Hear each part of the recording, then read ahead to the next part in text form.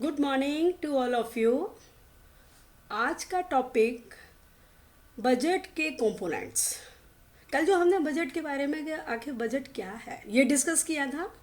आज बजट के कंपोनेंट्स क्या क्या हैं। कंपोनेंट्स ऑफ बजट, बजट के घटक। Number one, budget receipt.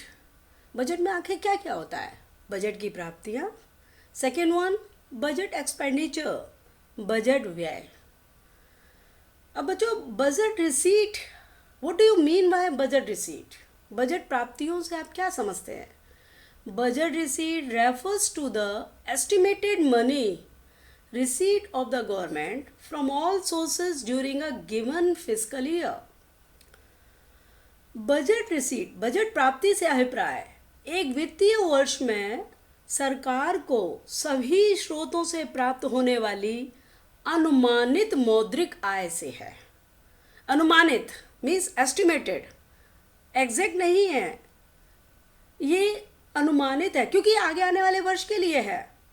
Government को पहले से टोटल क्लियर है ही नहीं कि कितनी प्राप्तियां होंगी एग्जैक्ट और कितनी एक्सपेंडिचर होगा, तो इसीलिए इनको एस्टिमेटेड मनी के रूप में माना जाता है। अब आगे हम ये देखेंगे बजट रिसीट। इसके भी दो पार्ट्स हैं, revenue receipts and capital receipts. Revenue राजस्व प्राप्तियां, कैपिटल रिसीट पूंजीगत प्राप्तियां। रेवेन्यू रिसीट्स, राजस्व प्राप्तियां क्या हैं? It refers to those receipts which neither create any liability nor cause any reduction in the assets of the government. Students, राजस्व प्राप्तियां वो प्राप्तियां होती हैं जिनसे ना तो सरकार की कोई देयता उत्पन्न होती है और ना ही सरकार की परिसंपत्तियों में कोई कमी आती है। देयता मीन्स लाइबिलिटी, मतलब जो उसे प्राप्त हो रहा है उसके बदले में उसे कुछ देना नहीं है, और ना ही उसकी जो असेट्स हैं, परिसंपत्तियां हैं, उनमें कोई रिडक्शन होता, कोई वो परिसंपत्तियां भी कम नहीं होती। For example, tax receipts do not create any liability and not cause decrease in the assets. जैसे टैक्स से मिलने वाली जो प्राप्तियां हैं, टैक्स रिसीट्स हैं, तो गवर्नमेंट उनको लेके अपने आप से जो डिसाइडेड काम है उन पर खर्च करती है। इसके बदले में उसकी कोई लाइबिलिटी नहीं है, उसे बदले में उसे चुकाना नहीं है। इनकम टैक्स मान लीजिए वो अपने एम्प्लॉय से लेती है, तो वो जो टैक्स है उसके बदले में उस एम्प्लॉय को उसे कुछ रिटर्न नहीं करना, कोई उसकी लाइबिलिटी नहीं बनती। नॉट को डिक्रीज इन द असेट्स, और ना ही गवर्नमेंट की परिसंपत्तियों में कोई कमी आती है। अब इसमें आगे हम देखेंगे आखिर ये जो रेवेन्यू रिसीट्स हैं, कॉन्स्टिट्यूएंट्स ऑफ रेवेन्यू रिसीट्स, राजस्व प्राप्तियों के घटक, ये आखिर रेवेन्यू रिसीट्स मिलती कहाँ से हैं? गवर्नमेंट के पास क्या क्या सोर्सेज हैं रेवेन्यू रिसीट्स के? तो ये दो हैं, tax revenue and non tax revenue. कर से मिलने वाली प्राप्तियाँ और कर के अलावा अन्य सोर्सेज से मिलने वाली प्राप्तियाँ। अब टैक्स रेवेन्यू में कौन कौन से आते हैं देखिए, इनकम टैक्स, आयकर, कॉरपोरेशन टैक्स, निगम कर जो कॉरपोरेट कंपनियां पे करती हैं, एस्टेट ड्यूटी संपदा शुल्क जो लोगों के पास यदि संपत्ति है, गिफ्ट टैक्स उपहार कर, कस्टम ड्यूटी सीमा शुल्क जो आयात निर्यात होते हैं उन पर जो चार्जेस लगते हैं that is called custom duty, excise duty उत्पाद शुल्क, एक प्रोड्यूसर जो आइटम्स का प्रोडक्शन करता है तो उन पर जो टैक्स लगता है दैट इज कॉल्ड उत्पाद शुल्क, GST goods and service tax. ये कर से मिलने वाली सभी प्राप्तियां हैं। अब देखेंगे आप नॉन टैक्स रेवेन्यू कौन सी है, कर के अलावा और किन सोर्सेज से गवर्नमेंट को रेवेन्यू प्राप्त होती है। जैसे फीस एंड फाइन्स, फीस शुल्क है, जैसे मान लीजिए कोई भी व्यक्ति एक लैंड परचेज करता है, प्रॉपर्टी खरीदता है, तो उसकी जो रजिस्ट्रेशन होती है तो रजिस्ट्रेशन फीस इसके अंतर्गत आती है। पासपोर्ट बनवाना है, पासपोर्ट का जो शुल्क जमा होता है, लाइसेंस फी होती है, ये सारे इस शुल्क में आते हैं। फाइन्स जुर्माना, जैसे अगर आप ट्रैफिक रूल्स का डिसओबे करते हो, फॉर एग्जांपल तो उसका जो चालान भरना होगा दैट वो फाइन के अंतर्गत आएगा। Next one is escheat. Escheat होती है जैसे कोई भी व्यक्ति अगर अपने प्रॉपर्टी के बदले में कोई लीगल हेयर नहीं छोड़ के जाता, लीगल वारिस नहीं उसका होता, तो वो भी गवर्नमेंट ले लेती है। ग्रांट्स, अनुदान जो चाहे देश है या विदेशों से प्राप्त होते हैं, donations, income from public enterprises, public enterprises है सरकारी उद्यम, उनसे होने वाली आय, ये सारी नॉन टैक्स रेवेन्यू में आती है। टैक्स किसको कहेंगे? A compulsory payment made by people and companies to the government without reference to any direct benefit in return. कर एक ऐसा अनिवार्य भुगतान है जो सरकार को व्यक्ति के द्वारा और कंपनियों के द्वारा बिना किसी प्रतिफल की आशा से दिया जाता है। जो भी व्यक्ति इस टैक्स को पे करता है वो ये आशा नहीं रखता कि बदले में उसे इसके में कुछ मिलेगा, कोई मन में किसी भी तरीके की आकांक्षा प्रतिफल की नहीं होती। और ये कंपल्सरी पेमेंट है। ये भी टू टाइप्स, ये दो प्रकार के होते हैं। नंबर वन, डायरेक्ट टैक्स, प्रत्यक्ष कर। अ direct tax is really paid by the person on whom it is really imposed। एक प्रत्यक्ष कर वह कर है जो उसी व्यक्ति के द्वारा दिया जाता है जिस पर वह कानूनी तौर पर लगाया जाता है। सपोज यदि एक व्यक्ति की इनकम 10 लाख रुपए है तो उस पर जो टैक्स लगेगा तो देने का भी अधिकारी वही है और वही पे, उसी पर ही कानूनी तौर पर लगाया गया है और वही उसको पे करेगा। For example, in case of income tax the liability to pay tax and actual burden is on the same person on whom it is left. Income tax के मामले में टैक्स को पे करने की लायबिलिटी जो उत्तरदायित्व है देता है और उसका एक्चुअल बर्डन एक ही व्यक्ति पर, सेम व्यक्ति पर होता है जिस पर वो लगाया जाता है। पे भी वही करेगा, टैक्स भी उसी पर लगेगा, पे भी वही करेगा। Second one is indirect tax. An indirect tax is imposed on one person but paid partly और होली बाय अनदर। अब यहाँ आप देखिए, अप्रत्यक्ष कर क्या है? ये वो कर है जो एक लगाया तो एक व्यक्ति पर जाता है किंतु इसका आंशिक या पूर्ण रूप से भुगतान किसी अन्य व्यक्ति को करना होता है। जैसे in case of GST the liability to pay tax is to the government is on sellers but actual burden is on consumers.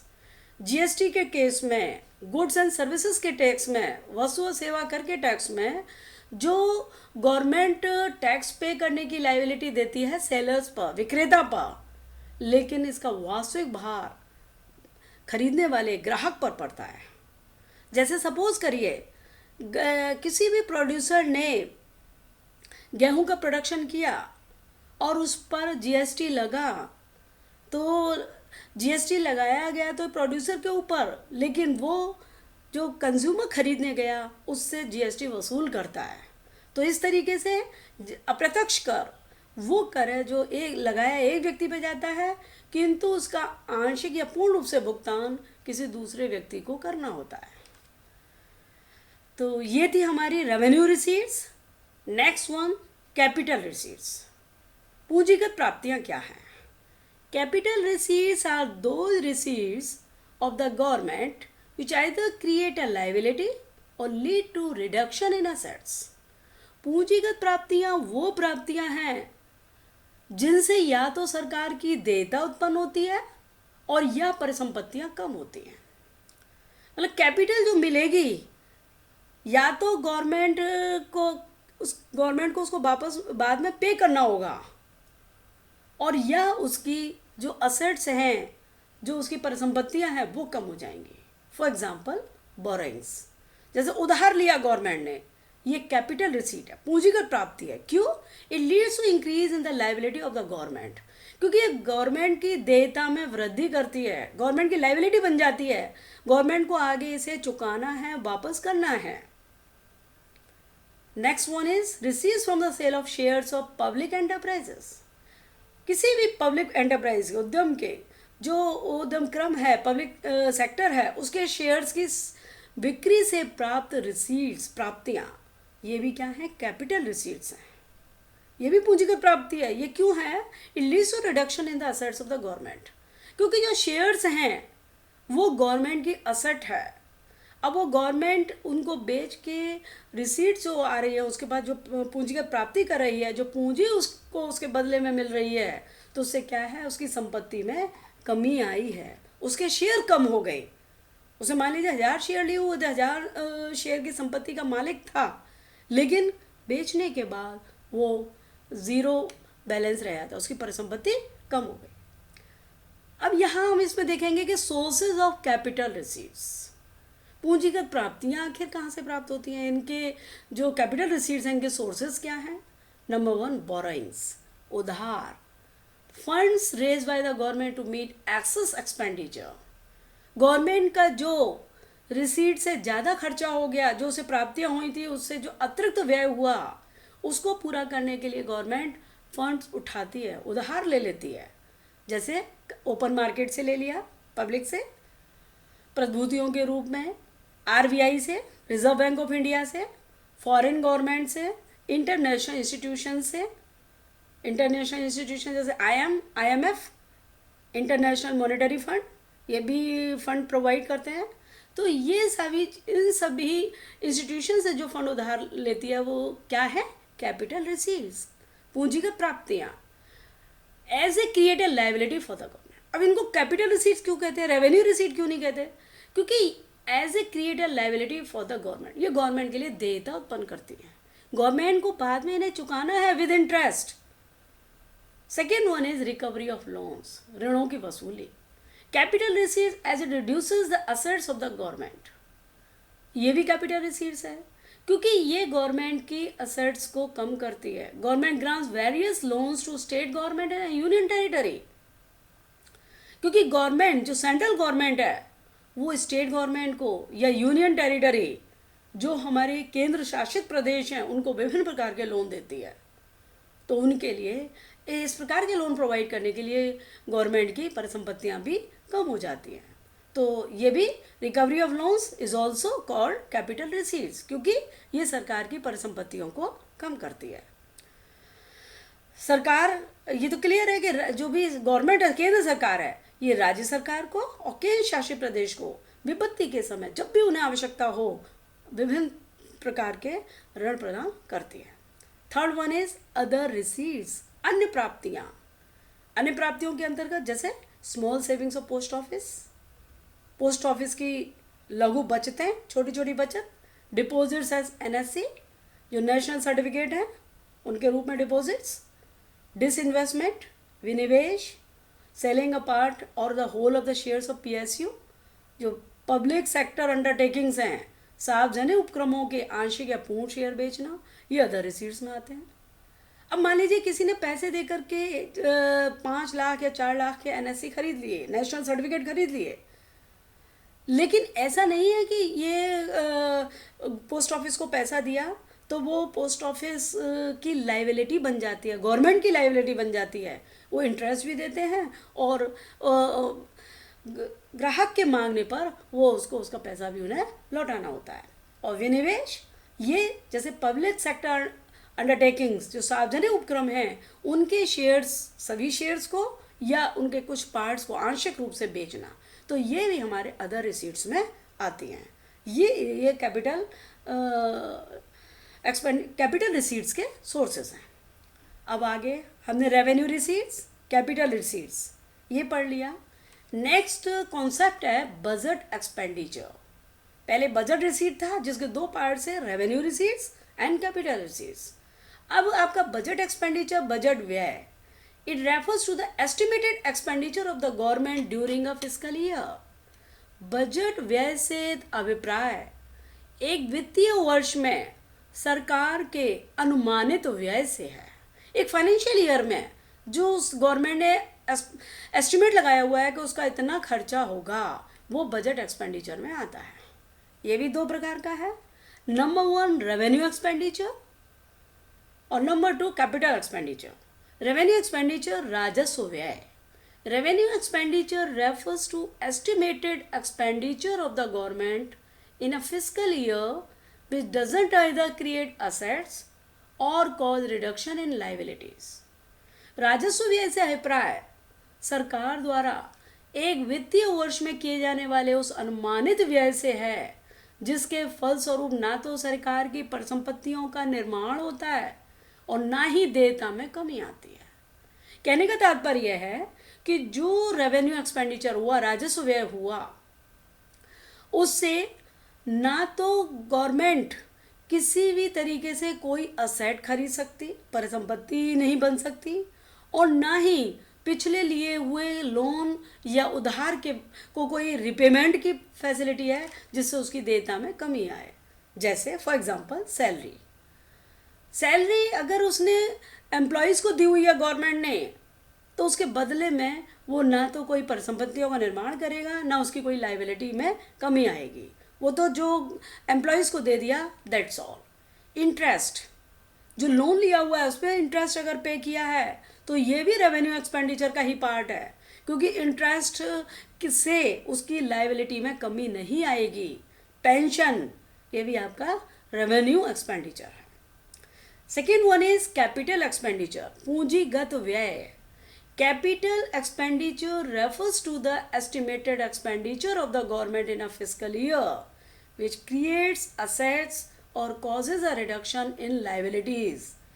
जो पूंजीगत व्यय से अभिप्राय एक वित्तीय वर्ष में सरकार के उस अनुमानित व्यय से है जो परिसंपत्तियों में वृद्धि करता है या देयता को कम करता है।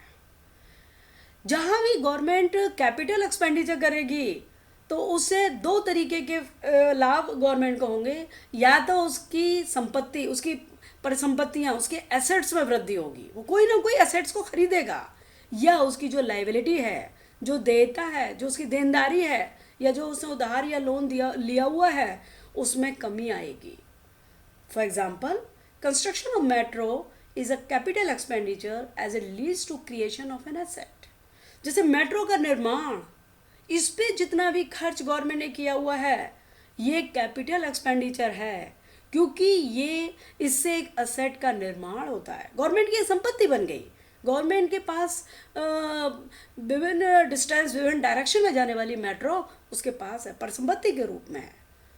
तो आज बस इतना क्लियर हुआ बच्चों। यदि आपको ये एक्सप्लेन या ये कॉन्सेप्ट क्लियर हुआ हो तो इसे सब्सक्राइब ज़रूर करना।